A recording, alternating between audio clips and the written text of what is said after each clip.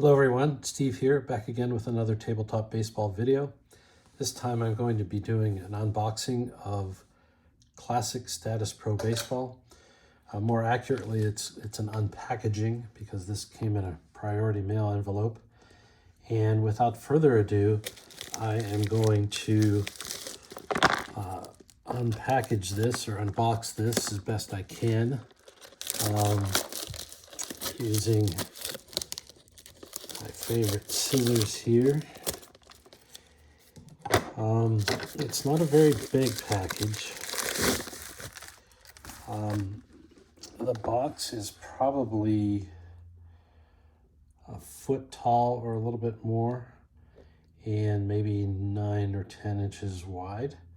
But it's not very thick. It's about 1.5 inches at most thick. So kind of a small footprint for this game. Now I'll talk a lot about this here in a minute, but Classic Statis Pro Baseball is different from what traditionally we know as Statis Pro Baseball.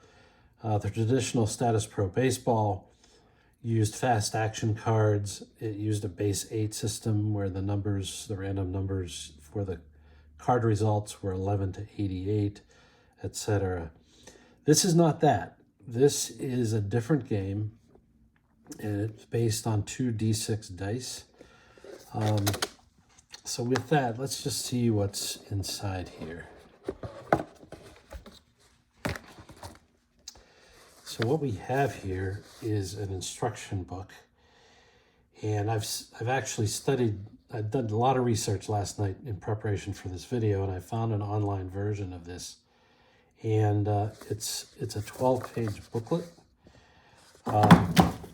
Some basic rules, which we'll talk a little about here in a minute, and then in lieu of like result boards or result charts, if you will, the results are printed out in this booklet, which I'm not sure how I would use this during gameplay, but in any event, that's how they kept the small footprint. They kept a special sheet here for when there's runners on first and third to supplement the rule book. And then what you have here are the actual player cards, which we will talk about in a minute. These are uncut, nothing on the back. This is on very nice, heavy, glossy paper. So even though the cards are small, they are very nice. We got some order form here, and I'm not sure if it's on this order form, but I'll talk about this in a minute. But they published this game in 1987 using the 1986 season stats and players, and then they also offered by mail order some 1962 cards also. Here you have an Avalon Hill, I guess it's a catalog, for lack of a better term. Apologies, I have a cold. Here's more player cards.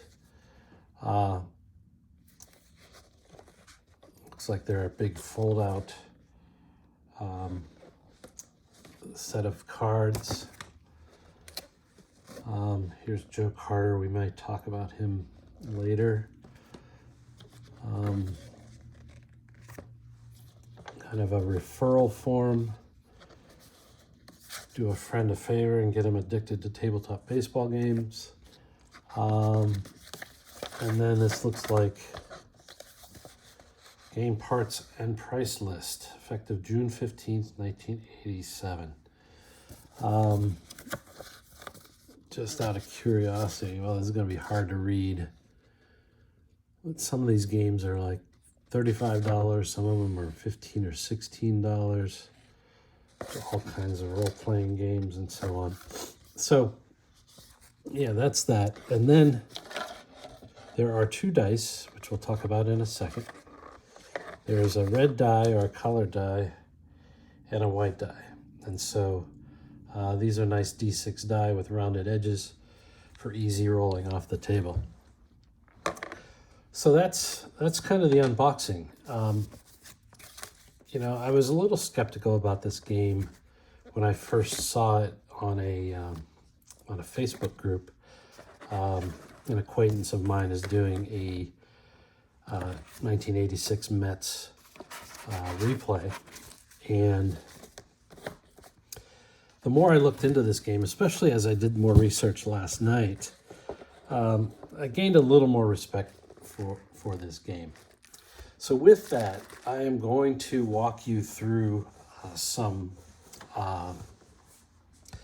analysis that I've done on this game and show you what I've been working on. So we've already had the introduction. Before I go too much further, I'm going to put in the description some important links. One of the links is this article link, and in it is another, within that link, there's a link to the actual rules I just showed you. I'm going to talk about a modern version of the game at the end, and then there's a couple links at the top. I'll post this whole document on my Google Drive. Google Drive. And if you email me, I'll send you, or I'll activate the link for you, and so on. Please comment on this video and like and subscribe if you're so inclined. So with that, so we have player cards. This game is not exactly a 50-50 game, but it's close. We'll talk about that on the next slide. So you have a pitcher card and a batter card, and you have to first determine whether which of these 2 cards you're going to use. And it's pretty obvious using the 2d6 that you're going to have results from 11 to 66. And if it's on the pitcher card, you could get a walk, a single, something called blast, and a strikeout. And the same thing over on the batter, walk, single, blast, strikeout. And so what is blast? Blast is a special thing. It's on the batter card, and you roll again to determine what kind of extra base hit it is. This is somewhat similar to other games, particularly deep drive baseball, which I did a video about.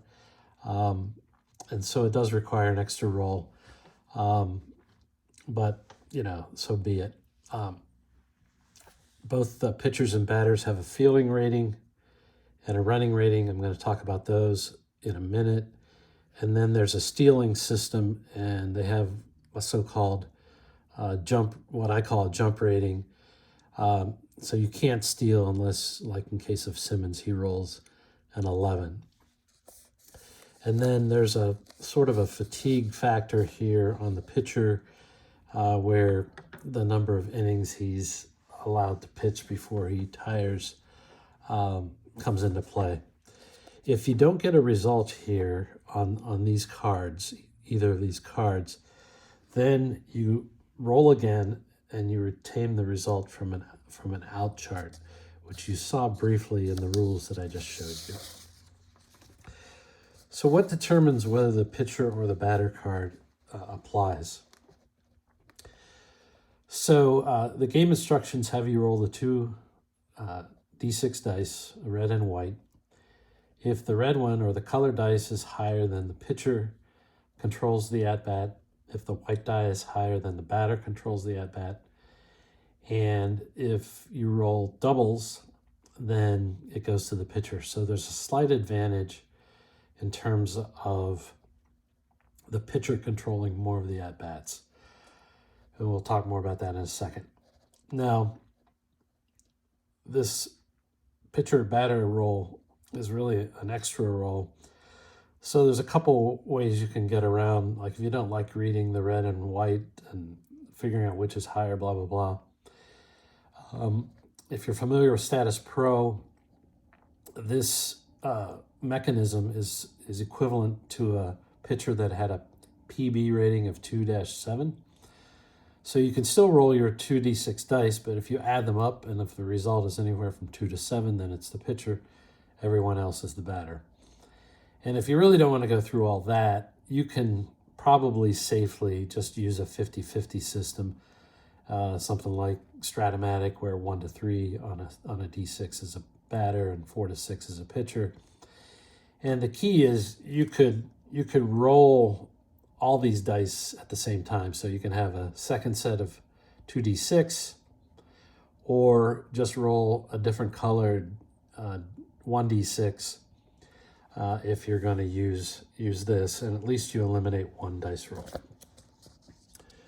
Okay. So, as I said, I did a lot of research last night. It's hard to find information on this game, but I finally did. As I said, it uses 2d6 dice. We just talked about the 58-41 pitcher-batter construct.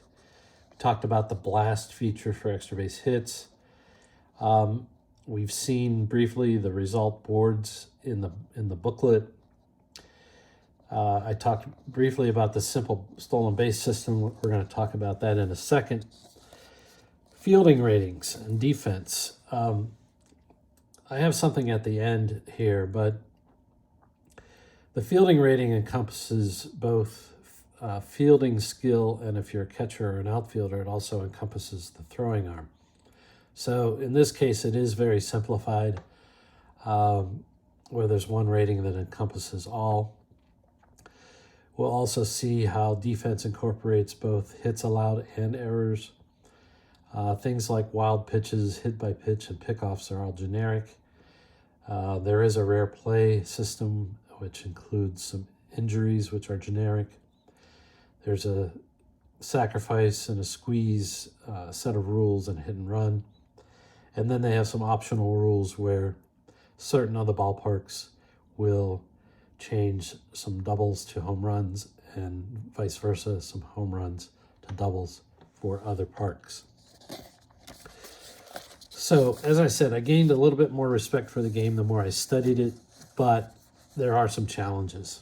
The first challenge is the name they chose, and I think it's just confusing because there are multiple versions of Statis Pro out there, and it's hard to keep them straight anyway, but then to introduce this name Classic Statis Pro confuses it even further.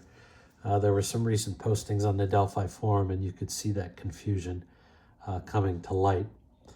Probably the biggest issue is using only 2d6 dice. There's a lack of precision, and while precision doesn't always equate to accuracy, you do need a certain level of precision in order to calibrate the results accurately, if that made sense. This 58-41 construct for pitcher-batter does complicate the math if you're trying to make the cards as accurate as possible. But even absent that, we'll see in a minute, I don't think the cards are necessarily entirely accurate. I don't think they attempted to use what I call 50-50 math. I alluded to it earlier, but you are going to have several dice rolls in some cases to get to a final result, and I don't think that would be popular with most people familiar with modern games. The stolen base system, we talked about the jump. Only the catcher's fielding rating affects the success. So the fielding rating in this context is really an arm rating. And then if we'll see the table, but somewhere between 80 to 95% of all stolen base attempts, once you achieve the jump rating, 80 to 95% of the attempts are successful. And I think what this system is trying to do is calibrate to the number of stolen bases, and it's less concerned with kind of this stolen base versus caught stealing ratio. Maybe no more comment on that. And there's no blast section on the pitcher card. Now, maybe the data was not readily available at the time, but having a customized blast section on the pitcher card was a lost opportunity. As far as I know, then only 2 seasons were published, and I talked about that already. So what I did, maybe I'm going to turn the computer on here for a second. What I did is I analyzed cards, probably at least 10 batter cards and 10 pitcher cards. And here you see newly elected Hall of Famer Dave Parker, 1986. You see his card over here on the right, his original card. But I built this spreadsheet. I copy in data from Baseball Reference, and I compute a couple things. One is you see up here is you see his blast section, which exactly matches the blast on his original card. So that was easy math. But the main part is calculating the walks, singles, the blast, and the strikeout, which I have calculated here, and I've compared it to the original card. And what I've found here is I have one more single than the original card and one more strikeout than the original card. And this is just me trying to replicate their math. I don't know whether they used spreadsheets back in 1987 to build these cards or not. But by doing this math, I actually came up with an applied batting average on this card of 265. Not very far off from the 273 actual batting average that he had. Actually, it's 8 points worse. That's about as close as you can get. For some reason, the on-base percentage is lower than real life, although I don't have any hit batsmen in here. And I also, the other thing is I exclude intentional walks when I calculate these chances. And then I have the implied slugging percentage, which is 36 points below actual.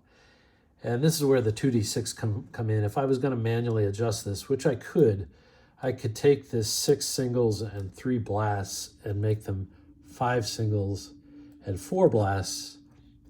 And now my slugging percentage is 500. It still doesn't match.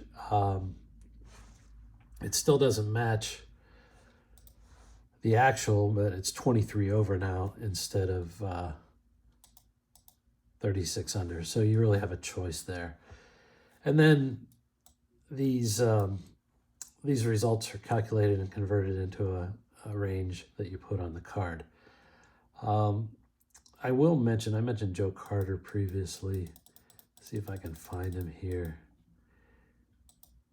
Yeah. Joe Carter, and this was an earlier version of the spreadsheet. Joe Carter's original card, let's see. He had 9 hits on here. The implied batting average of his card was 257 compared to 302 in real life. And, you know, this is a case where the card, even if I'm understanding how they intended to do the card, you know, they apparently undercarded him. Closest I could get was 314 batting average, which in the context of this game is pretty close. I mentioned the 50-50 math. I'm not going to show any more here, but you got a guy like Mantle in 1962, and his batting average was 321, well above the league batting average. You know, I did some calculations, but you know, by my calculations, he should have, 9 hits on his card. I think in real life, he had 8. So, you know, maybe he's undercarded. I'm not going to belabor this any further, but I just wanted to show you some of the analysis that I did. So where did I go with this analysis?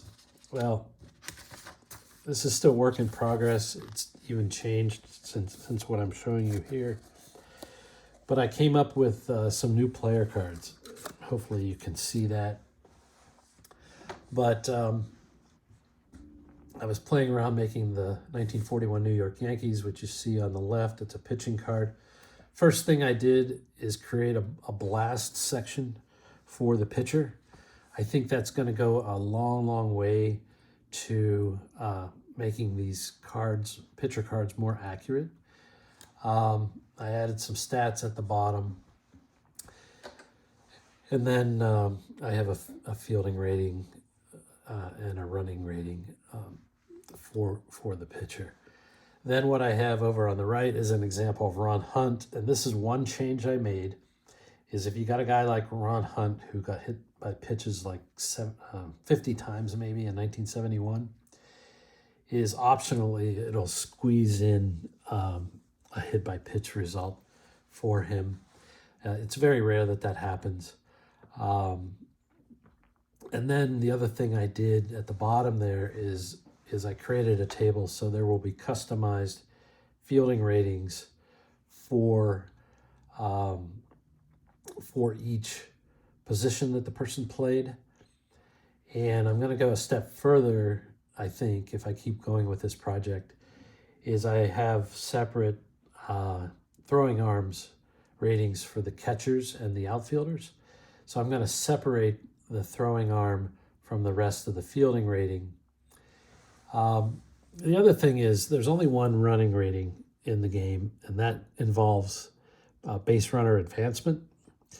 What I've done is I've added a separate stolen base rating, which I'm going to propose gets used with a new table. And I've slightly modified for if you're going to use that and the new table, the steal rating is going to look different than it does in the basic game. I think that's that. This did not print out well for some reason, but in any event, here it is. So the stolen base chart is very simple. As I said before, I believe the catcher's fielding rating, or throwing arm, if you will, is the only thing that differentiates the results. There can be an out, there can be a safe stolen base, or a wild throw. And I don't know if that wild throw is a stolen base plus error, or it's just an error. I think that's up to you.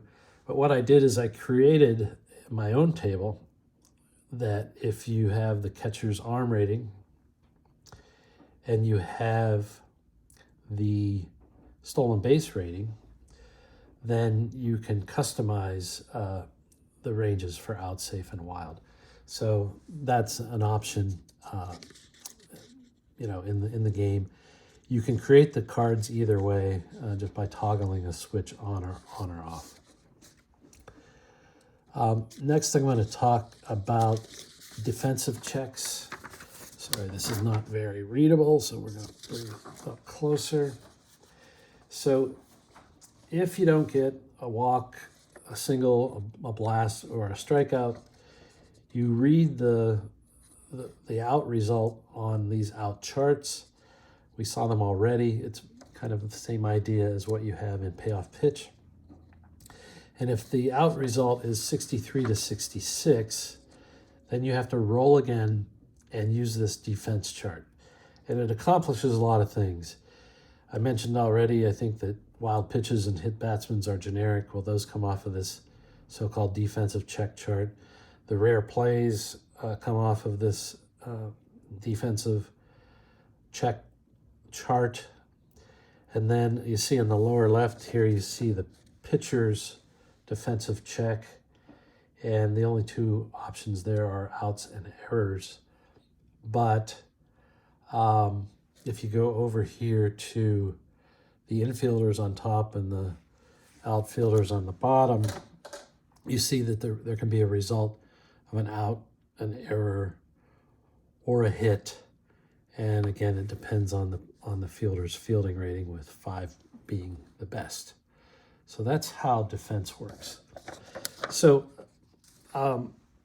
there's a little bit of complexity to the game, more than meets the eye. It's still a very basic game, and I've discussed the pros and cons already.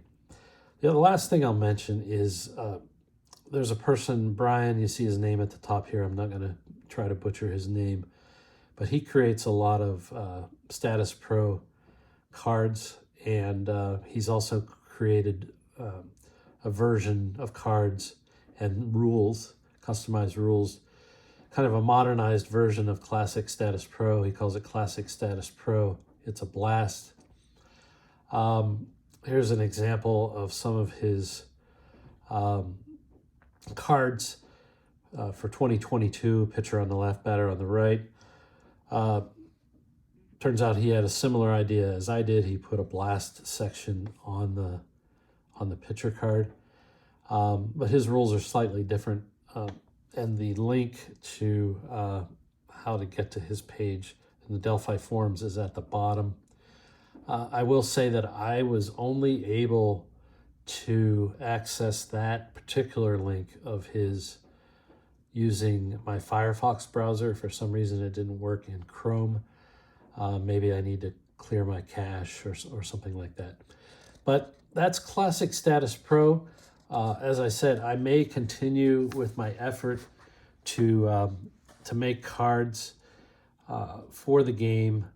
I think now that I've learned a little bit more about how defense works, I'm going to need to change some things, but I'm building on my old Statis Pro spreadsheet.